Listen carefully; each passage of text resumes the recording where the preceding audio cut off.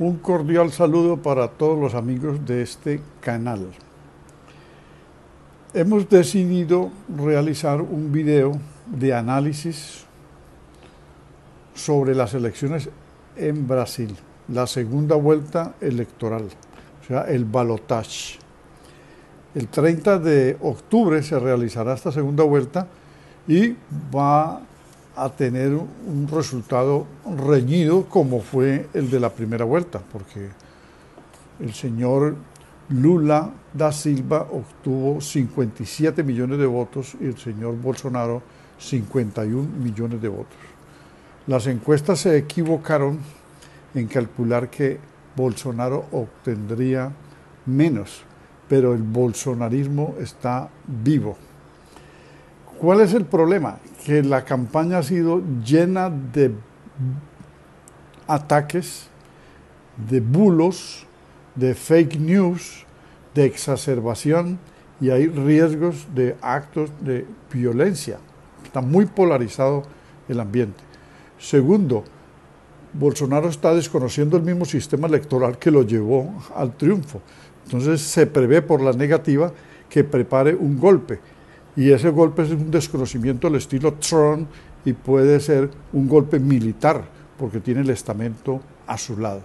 Los observadores han detectado que la democracia está en peligro, que las instituciones se han deteriorado y que el mismo presidente ha hecho mucho por cooptar instituciones a su lado para que no cumplan la función de control. Lo que sí es cierto es que la lealtad de las Fuerzas Armadas es incuestionable, y no solamente del ejército, porque tiene un origen militar, sino que las fuerzas policiales estaduales, Brasil es un estado federal y hay grupos de fuerza pública en cada estado, y que estas fuerzas también son leales a Bolsonaro. Entonces el peligro del golpe de Estado, si pierde las elecciones, sería un golpe anticipado, es decir, prepararlo antes de que el resultado se comunique, y de esta manera es un estilo trumpista, es decir, una copia de Donald Trump como lo pretendió el 6 de enero del 2021. Ha sido una campaña de desprestigio y de movilización al miedo. Bolsonaro tiene 7,5 millones de seguidores en Twitter. Eso ya es una base electoral, un plante. Además, le han perdonado sus seguidores y parte de la opinión pública, o quienes manejan la opinión pública, en esta campaña para enrostrarle los 7 delitos que cometió durante la pandemia. Uno de ellos fue la compra fraudulenta de la vacuna india Covaxin. Esta ha sido una campaña de improperios. Los dos candidatos que pasaron se tildan de ladrones, y entonces esto golpea no solamente los oídos de los electores, sino el prestigio de toda la clase política. Entonces el crecimiento económico sí se está viendo en muchos sectores, pero como no tributan los ricos, no se refleja en inversiones de justicia social. Y de otro lado, los gravámenes mayores son al consumo, por lo tanto afecta a la mayoría de la población. Y la agroindustria, que es la que más ha avanzado, hace exportaciones, pero los alimentos no están llegando a los sectores subalternos. Esto lo analiza el señor Burkhard Birke, que es un alemán, un analista, un politólogo alemán que ha visitado varias veces Brasil y que hace parte del panel de análisis de la Deutsche Welle, la DW, en Alemania, en el canal en español. Hay 25 partidos políticos y muchos trafican con los votos. Eso es un pluripartidismo imperfecto. El blog de verificación de noticias falsas de Sao Paulo ha constatado que el señor Bolsonaro miente 4 veces al día. Esto quiere decir que la política de desinformación para confundir al elector le puede haber prosperado, como lo supo hacer en la primera campaña del 2018. Y las mentiras básicamente son 3 para él esenciales, que las recalca, que las repite. Una, que la corrupción desapareció en estos 4 años de su gobierno. 2, que muchas de las cosas que no puede hacer y las señala son culpa del Tribunal Federal, que lo impide. Y 3, que está ayudando a las comunidades indígenas e inclusive respetando la Amazonia. Brasil es un país tremendamente desigual.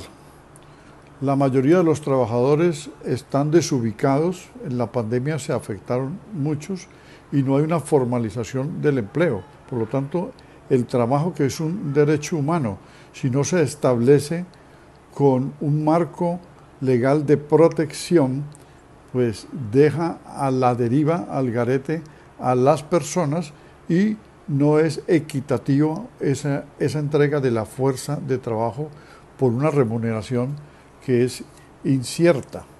O sea, los derechos laborales y de ciudadanía no están garantizados.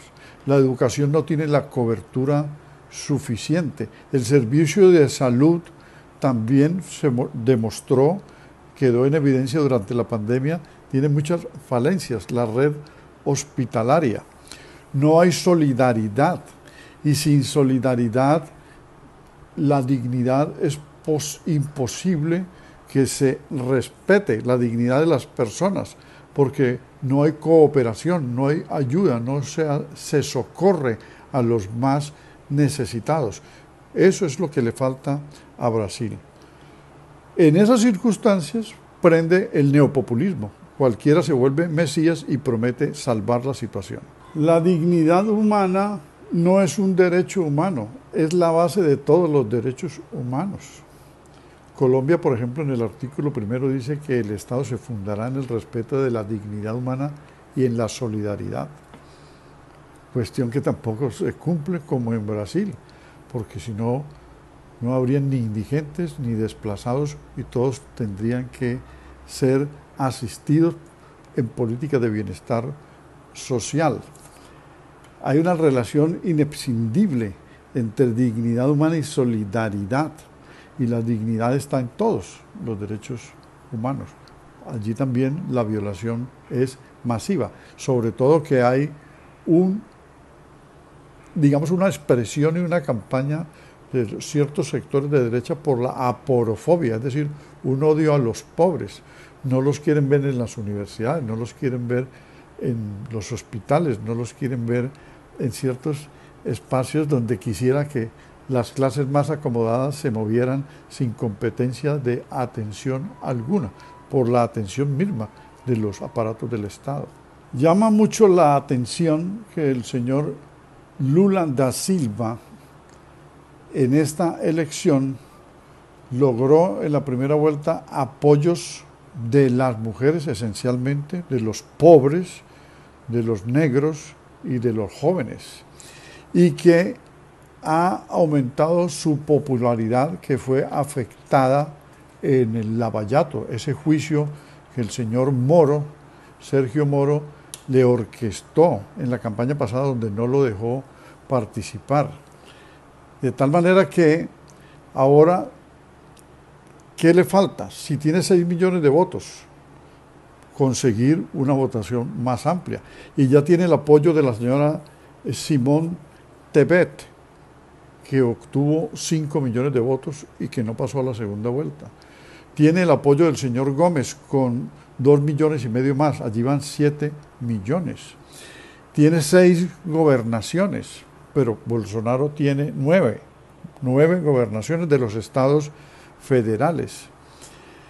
La competencia está muy reñida, Y entonces, desde el año 2016, cuando se fraguó el golpe de Estado parlamentario contra Dilma Rousseff, heredera del gobierno del señor Lula dentro del Partido de los Trabajadores, heredera en el mejor sentido de la palabra, sucesora del gobierno, desde esa época las derechas se reagruparon y fortalecieron. Allí estaba detrás de todo el señor Michel Temer, que fue el vicepresidente que urdió el golpe. Pero ahora, Lula buscaba apoyos en el centro político y tiene el apoyo del señor José Serra. Los empresarios lo están apoyando, quieren que se modere y para ello le han hecho prácticamente designar un vicepresidente que es Geraldo Alckmin, un neoliberal, o sea, para tranquilizar a las derechas, a los empresarios, básicamente. Por lo tanto, Lula se ha comportado de la mejor manera para poder recuperar el poder y emprender programas de justicia social como los realizó en sus dos gobiernos anteriores. Mientras que Bolsonaro tiene a su lado a las iglesias evangélicas, el señor Lula tiene apoyos de parte de la Iglesia Católica. Tiene el apoyo de Fernando Enrique Cardoso, que fue presidente, el más prestigioso presidente de la Tercera Vía, o sea, un centro político que es socialdemócrata. La mayoría de la población pobre lo está acompañando y ya tiene garantizado, esto es un factor muy favorable, un grupo parlamentario grande de 80 parlamentarios que logró en la elección paralela a la primera vuelta y 14 parlamentarios más de una confluencia del partido llamado PSOL, que son diputados que se llaman allá, pero son congresistas. Ese es el nombre. Por lo tanto, está muy reñida la elección, hay grandes posibilidades, pero hay que hacer ya concretamente unas propuestas nuevas. No se puede caer en el romanticismo de lo que fue, ni los otros en la mera diatriba y lanzar consignas en contra. Hay que hacer propuestas concretas. Definitivamente la campaña entre Lula y Bolsonaro ha sido una campaña demasiado áspera, tal vez la más áspera que ha presenciado Brasil en su vida democrática, y esto es una pésima señal para el país, pues el escenario que proyectan las encuestas es muy apretado. Quien gane ganará por un estrecho margen y eso dejará al país en una situación bastante compleja porque lo puede conducir a la inestabilidad política. El ambiente de insultos y acusaciones mutuas entre los candidatos, que incluso han llegado a manifestar evidente rabia en los debates frente a su contrincante, han exacerbado los ánimos de los brasileros, que muy seguramente no estarán dispuestos, los de un bando y los del otro, a reconocer el resultado, y por lo tanto el país se verá abocado después de las elecciones del próximo domingo a una situación en la que quienes perdieron se dediquen a tratar de demostrar que quienes ganaron estaban equivocados. Ya en la primera vuelta de las elecciones presidenciales, las encuestadoras de Brasil fracasaron. Proyectaban a Lula ganando en primera vuelta con un amplio margen y no fue así. Sin embargo, Lula tuvo una ventaja importante sobre Bolsonaro, y ahora lo que se conoce en los últimos estudios de intención de voto es que la ventaja entre ambos candidatos se habría reducido. Pero la gran pregunta es si las encuestadoras esta vez sí acertarán. En medio de ese panorama incierto y apretado, los indecisos y el centro son los llamados a definir quién será el presidente de Brasil entre los representantes de los dos extremos, de la izquierda y la extrema derecha, que representa Bolsonaro. Seguramente se inclinarán por aquel que les produzca menos miedo y menos dudas. Brasil se encuentra en una creciente tensión política a medida que se acerca el día de la segunda vuelta electoral de las elecciones presidenciales, las cuales serán el próximo 30 de octubre entre Jair Bolsonaro, quien aspira a una reelección, y Luis Ignacio Lula da Silva, expresidente y candidato del Partido de los Trabajadores. Estas elecciones presidenciales son cada vez más ajustadas. A semana y media de la segunda vuelta, el expresidente izquierdista sigue liderando las encuestas, pero su rival, el mandatario Jair Bolsonaro, ha ido estrechando esa distancia conforme avanzan las semanas.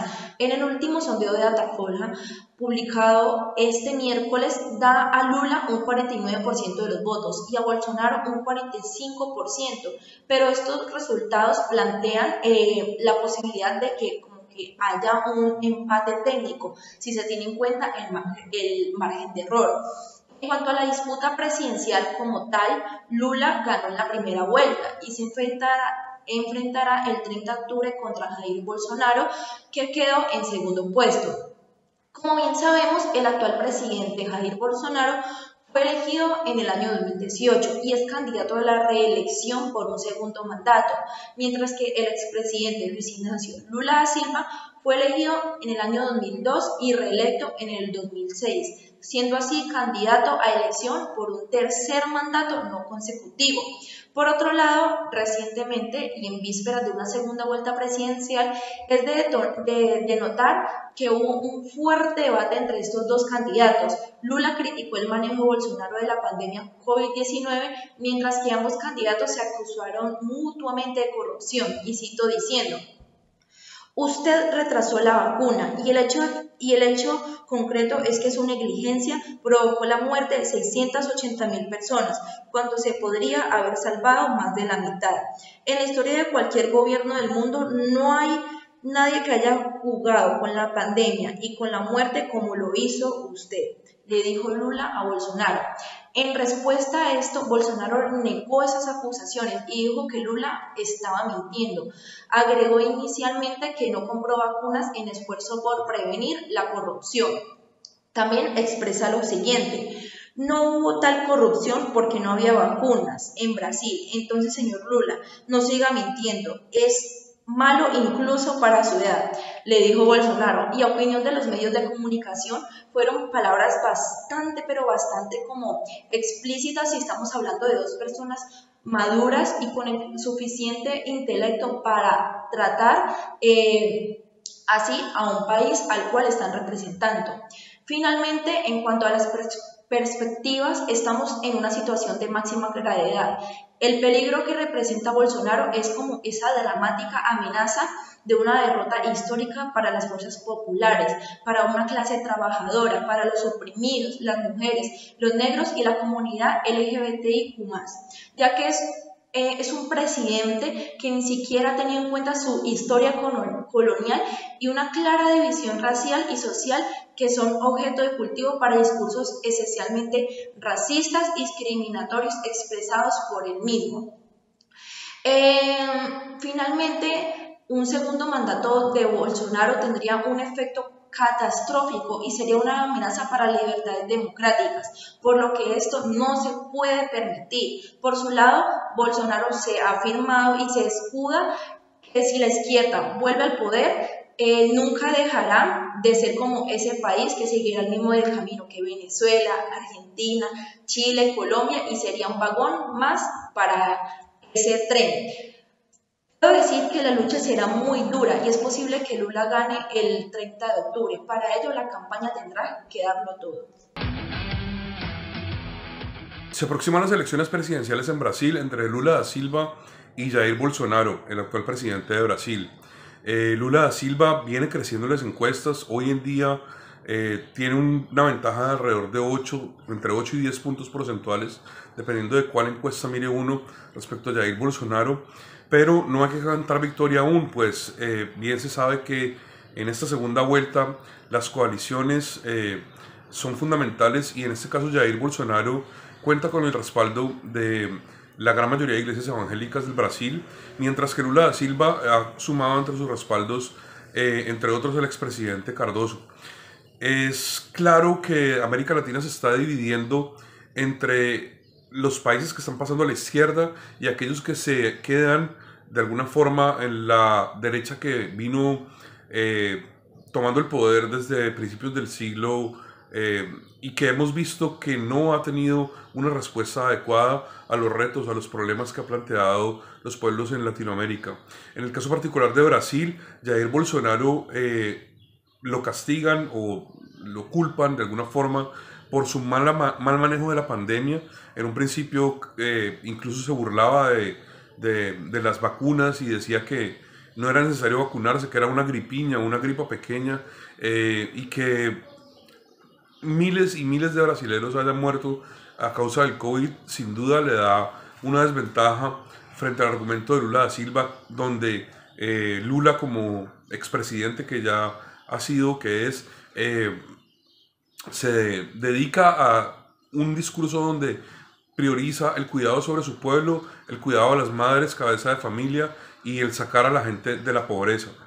Se estaría consolidando un bloque de izquierda de ganar Lula en América Latina, sumándose al triunfo de Petro y al triunfo de Boric en Chile, y esto de pronto podría dar pie a que se construya una nueva política incluso comercial dentro de América Latina y que se esté pensando incluso en una moneda común para América Latina en un momento en que las monedas de todos los países se están debilitando y en que se aproxima o se prevé un gran reset económico mundial.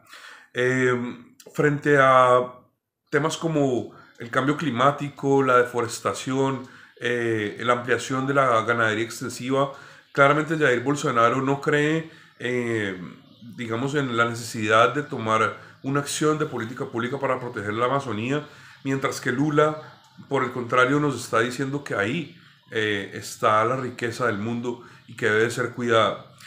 Brasil es una gran potencia en América Latina.